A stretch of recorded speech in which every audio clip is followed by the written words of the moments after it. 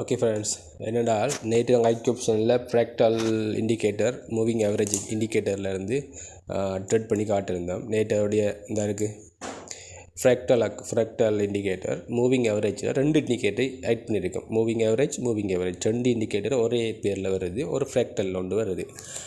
இதுக்கு ஒரு setting. Moving average ரெண்டு மூவிங் ஆவரேஜ் இருக்கும், டிஃப்ரெண்டான செட்டிங்ஸ். அது நீங்கள் நேற்று வீடியோ பார்த்து தெரிஞ்சுக்கணும். உங்களுக்கு இப்படி பார்க்காதவங்க டிஸ்கிரிப்ஷனில் கொடுக்குற பாருங்க. போய்ட்டு என்னென்னா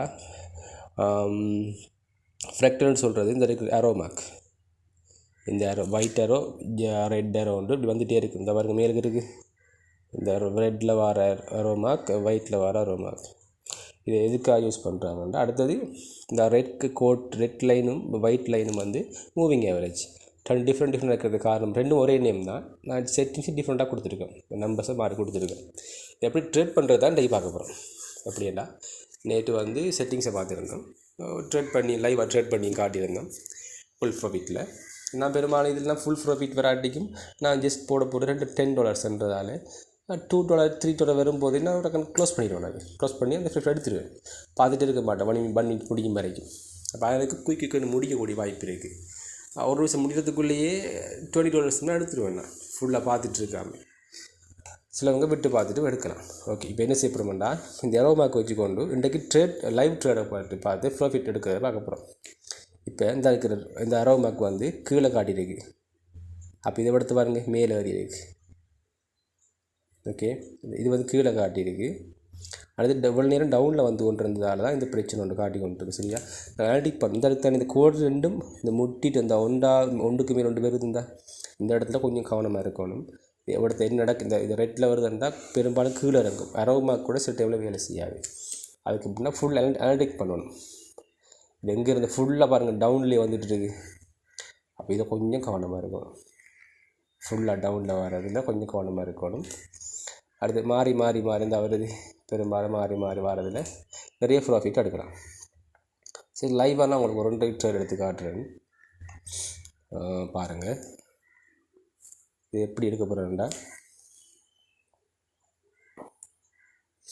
இது கீழே காட்டியிருக்கு தானே. பாருங்கள், இது ஃபுல்லாக கீழே தான் வந்து கொண்டிருக்கு. அடுத்த ட்ரேடை நான் உங்களுக்கு எடுத்து காட்டுறேன். ஒரு ஏரோ மார்க் வந்துச்சுன்னா நான் உங்களுக்கு ட்ரேட் எடுத்து காட்டுவேன். ஓகே, ஃபுல்லாக டவுன்லேயே வந்துட்டுருக்கு, ரொம்ப நேரமாக டவுன்லேயே வந்துட்டுருக்கு.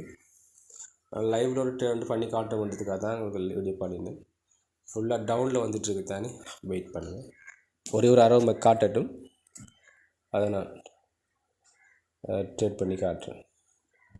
இது மேலே தான் போகுதுன்னு காட்டுது, ஆனால் ஏரோ மார்க் இன்னும் வரலை. நம்ப முடியாது என்ன நடக்குமெண்டு. வெயிட் பண்ணுங்கள்.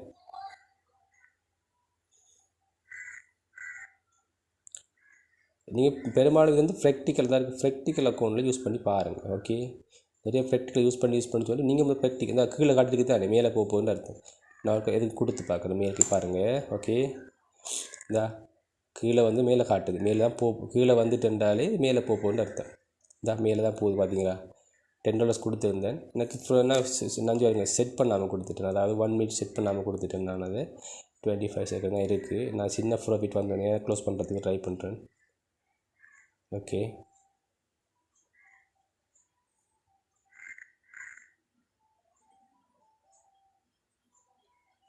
ஒரு 10 செகண்ட் தான் இருக்குது.